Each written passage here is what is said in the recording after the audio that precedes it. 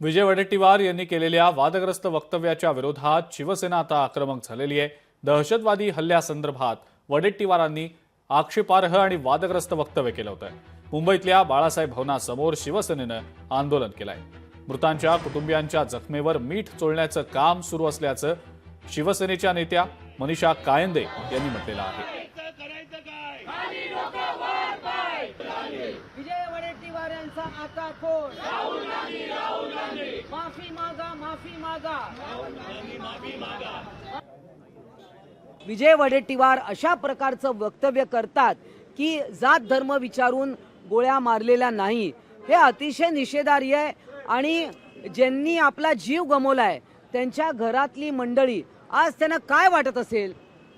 म्हणजे खरं तर विजय वडेट्टीवार यांनी सगळ्यांची, ते जे नातेवाईक आहेत, जे जिवंत आहेत, जे मृत झाले आहेत, एक प्रकारे त्यांनी शहीद झालेले आहेत, त्यांच्याबद्दल असं वक्तव्य करताना यांना लाज कशी वाटत नाही, यांची जीभ कशी वळते अशा प्रकारचं वक्तव्य करायला। आणि त्यामुळे विजय वडेट्टीवार यांचं डोकं ठिकाणावर आहे का असा प्रश्न या ठिकाणी निर्माण होतो।